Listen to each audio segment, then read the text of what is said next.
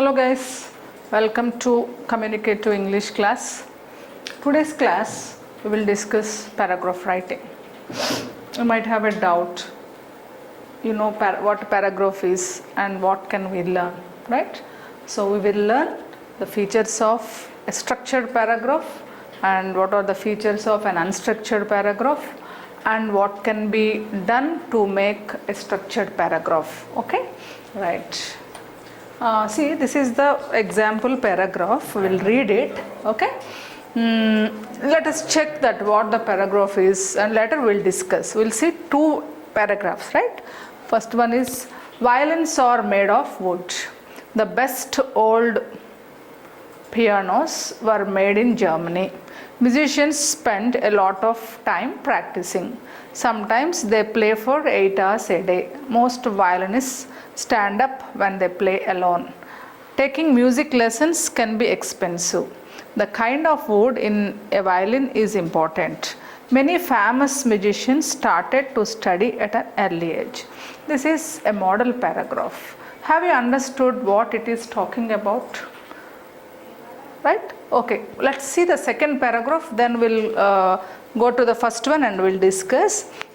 See, this is the second paragraph. I do not like tests. Every time I take a test, I feel nervous. When I study for a test, I don't know if I will be able to get a good grade. I worry a lot about the test, so I can't sleep. After the test is over, I worry about my grade. When my teacher gives me my grade, I can't relax because I know I'll have another test soon.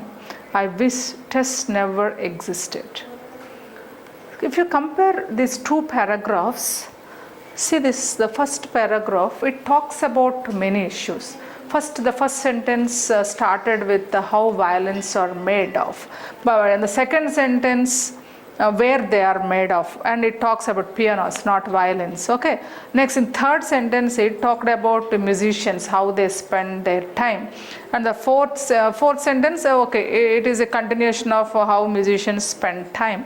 Okay, and then fifth sentence, so violinists stand up when they play alone.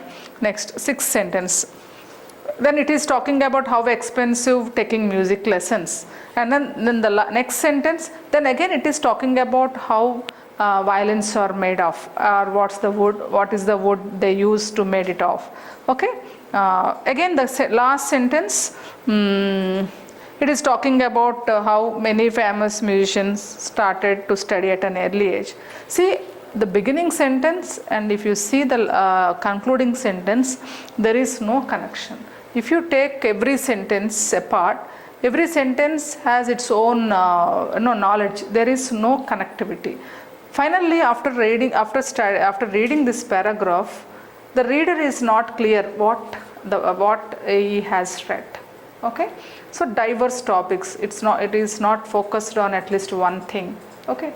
And there is first topic sentence, okay, but the remaining sentences are not connected to the topic sentence, and the concluding sentence is not connected to the topic sentence. Finally, we don't get anything of this paragraph. When we see the second paragraph, it is talking about clearly how the person feels about the tests. Okay, so the first sentence, I don't like tests, and all the remaining sentences are connected why he or she doesn't like tests, and how he or she feels about tests.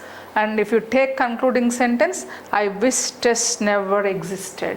So the first sentence and the concluding sentence both are connected, and in this paragraph, after reading this paragraph, we are able to understand how the person feels bad about tests. Okay, why he feels bad about tests, and what is his wish.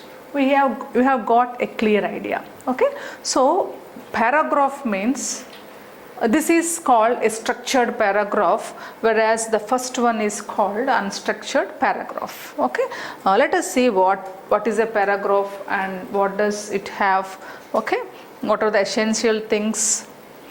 What is a paragraph? Right. So of course in a lesson or in an essay there are many paragraphs, but paragraph is a paragraph. What it should have, whether it is a part of an essay, part of a lesson, if you are making it a paragraph, what it should have? A series of sentences that are organized and coherent and are all related to a single topic is called a paragraph. Okay, that means when we take a 2-sentence paragraph or a 6-sentence paragraph, a 10-sentence paragraph, whatever length it is, it should talk about one thing. Okay, it should not cover too many things. That's the that is called a structured paragraph. See that. What are the essentials of a paragraph? Okay, it should have a single theme. Okay, so as we have seen the second example, it should talk about one thing. Okay, a single theme, topic sentence, supporting sentences, and a concluding sentence. That means when a reader starts reading that one, in the first sentence the reader should understand what this paragraph is going to describe. Okay, and the ideas on the theme, they are called supporting sentences. They should be connected, and a concluding sentence, whatever is given above, that should be reiterated. That is called a concluding sentence. Third one, cohesive devices or linking devices. So these cohesive devices, linking devices means these are words or phrases that combine the sentences, and it just brings unity. It makes the paragraph unite. Okay, so we don't feel that everything as a part, but we feel that it is a united one. We'll see in the next slide what are the cohesive devices. Okay, organization, that is also called coherence. That means we construct sentences. Okay, so every sentence has its own meaning, and the next sentence should it should connect to the first sentence. Okay, so that is called coherence. Logical development of idea, that means the flow from one sentence to another sentence, there should be something connection. Next, variety of sentences. So your sentence may be short or long, or some sentences may be simple, or some may be complex, and you can use compound. Okay, so the variety will make readers engaged. Okay, so these are the essentials of a paragraph. Let us have once check it. A single theme, the paragraph should contain only one theme, and it should have topic sentence and supporting sentence and a concluding sentence, and we need to use some cohesive devices or phrases that make the paragraph united. Next, organization of ideas. Okay, every idea should be linked with the next idea. Okay, then variety of sentences. Next, what are the linking devices, or what are the cohesive devices? So linking devices are words or phrases that join ideas and sentences together. That means they are like conjunctions. They may join two ideas, or they may join two words. Okay, they help the reader to move from one idea to another. So these cohesive devices will help the reader what the important content that paragraph has. Next, these words and phrases indicate the direction, order, and flow of ideas. Okay, so in just one reading, the reader can understand what the theme of the paragraph and what it wants to tell us. Okay, right. Here let us see a sample paragraph and see what are the cohesive devices here. Okay, see the first sentence. Studying abroad has two main benefits. So we can guess that this paragraph is talking about the benefits of studying abroad. Okay, firstly, people who study abroad can get a better job when they return to their home country. This is because their qualifications and experience mean that they tend to get jobs that are higher paid, and they can also gain promotion quickly. Another advantage of studying abroad is, see that in the first sentence, it's a topic sentence. It is clear that it is talking about two main ideas. Okay, so firstly, immediately the reader understands that we are going to read the first advantage. Okay, then here where is it? Another advantage of studying abroad. Immediately he will understand that he is going to read the second advantage. He can easily catch what the writer wants to tell. Okay, so this is called supporting sentence. First supporting sentence, second supporting sentence. This is topic sentence. Okay, topic sentence, supporting sentence, first supporting sentence, second supporting sentence. A paragraph may have 2, 3 or 4 sentences, supporting sentence also. If there are more than 4 or 5, then the paragraph just becomes like clumsy, then we need to divide it. Okay, see that this is supporting sentence, and sub-supporting sentences are also here. If you take supporting sentence, firstly, people who study abroad can get a better job when they return to their home country. That is the first advantage. So to reiterate that part, they used some sub-supporting topic. That is, this is because their qualifications and experience mean that they tend to get jobs that are higher paid. Okay, why they'll get high pay means because of the qualification. Okay, and they can also gain promotion quickly, right? So next, another advantage of studying abroad is the independence students can gain. Okay, for example, students have to cope with the challenges of living alone and meeting new people from different cultures. So the second main supporting sentence is students get independence, okay, because of living on their own. Okay, because they meeting new people from different cultures, okay, and the challenges they face being living alone, that make them independent. As a consequence, so this is a concluding sentence. Okay, as a consequence, that means as a result, they will become more confident in their life and in their relationships with others. All in all, it is clear that studying abroad is a beneficial experience. See this topic sentence, supporting sentence, and sub-supporting sentence, and a concluding sentence. This is called a coherent paragraph. Okay, so this firstly, another advantage, as a consequence, all in all, these are called linking devices.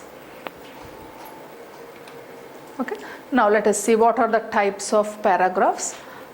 It is broadly taken. Definition paragraph. So in the name itself, you can identify what that paragraph is. Okay, definition paragraph means, so it is defining something. Okay, next, sequence paragraph, that means order of doing.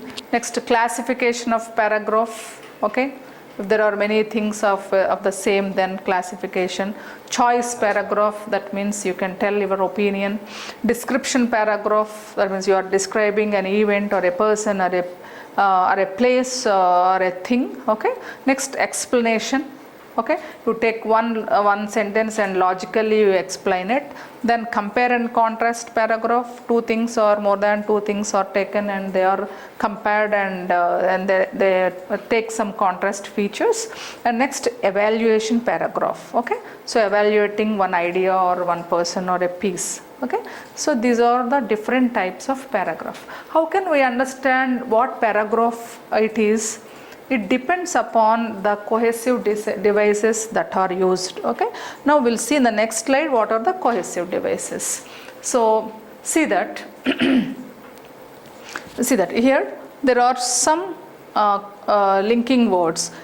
We can use it in compare and contrast paragraph. Okay, so summarizing, generalization, order, that means sequence. Okay, so illustration, when you are describing anything, that you can give some illustration, you can provide some illustrations. Suppose if you are evaluating something, you can discuss result. Okay, so contrast, addition, if you are defining anything or describing anything, you add some qualities to it, so that these words will be helpful to make your point strong. Okay, emphasis, Okay, expressing one's opinion, that means choice paragraph where you want to tell your opinion. So you can use these phrases and then you can make your point effective and strong. Okay, so generalization, concession. Okay, there are so many linking devices. So suppose if you see that reading comprehension exercises, how you can identify means, first you read the topic sentence, then you will come to understand that what this paragraph is. Then go to the linking devices. So from the linking devices you can understand that what this paragraph is, it describing or defining or comparing or evaluating or an opinion paragraph. Okay, so that's why these devices brings us clear understanding of the writer's intention, right? Okay, here are some examples how to link ideas using linking devices. See this one. Marketing and finance are both covered in the course. The former is studied in the first term and the latter is studied in the final term. So here the devices are former and latter. Okay, here two phrases are combined, not two ideas, two phrases are combined. Due to the demand, we are unable to supply all items within 2 weeks. Okay, so here it is telling a reason, cause and effect. When a paragraph is explaining about the cause and effect, so this is due to the demand. Okay, cause and effect. Next, the company is expanding, therefore, or you can use so, or you can use consequently, or you can use as a result, they are taking an extra staff. Okay, result. Okay, consequences. Next, he works hard, however he doesn't earn much. So contrasting, he works hard, however he doesn't earn much. This however is a linking device. Here consequently, here due to the demand, here former, later. Okay, like this we can combine phrases or words or ideas, right? So this is a descriptive paragraph.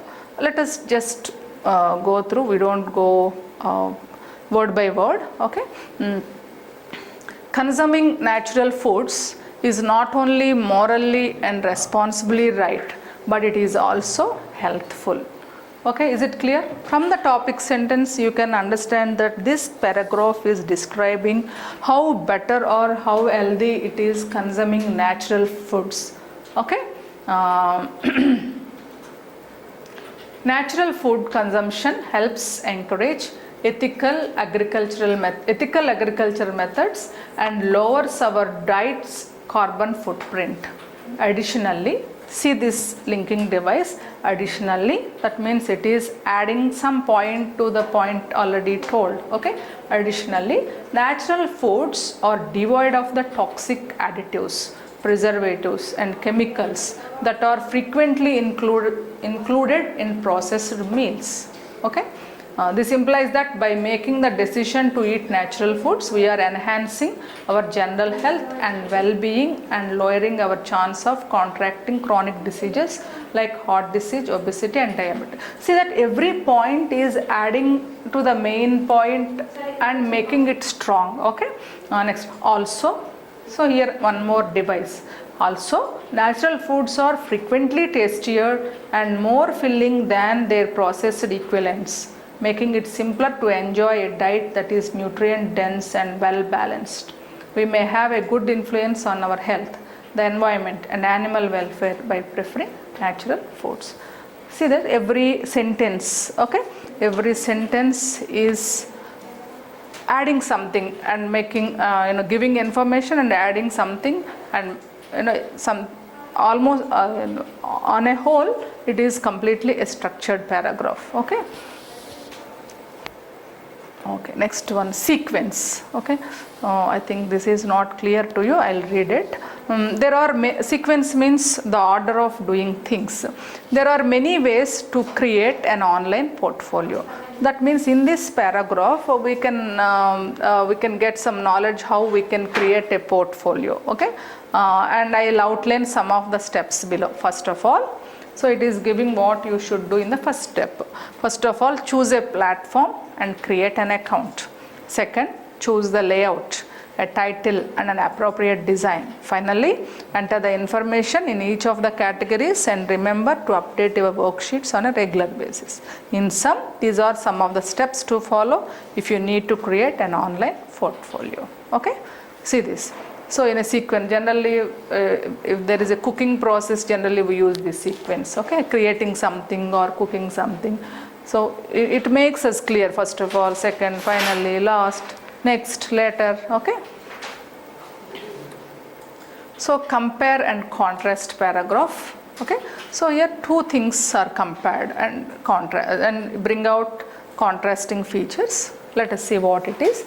In short, watches use an LCD or LED screen to display the time. Digital watches, okay, whereas an analog watch features 3 hands to denote the hour, minutes and seconds. So here the digital watches and analog watches are compared. So this, whereas this cohesive device will make connection, right? With the advancement in watch technology and research, both analog and digital watches have received significant improvements over the years, especially in terms of design, endurance and accompanying features.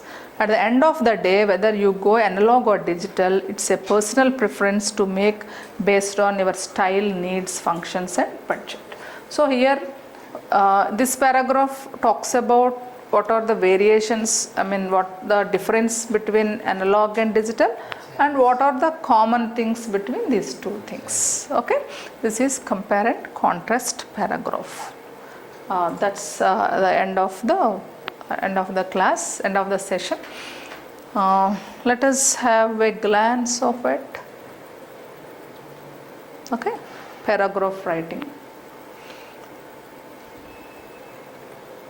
Okay, so we have seen one unstructured paragraph where no sentence supports another sentence, okay, and we have seen a structured paragraph, how every sentence makes clear understanding, okay, and it is focused.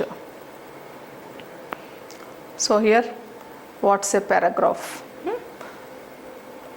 Single theme and all the sentences are related to the topic, and these are the essentials of a paragraph: single theme, topic sentence, supporting, concluding, cohesive devices, coherence and variety of sentences. Okay, then what are cohesive devices?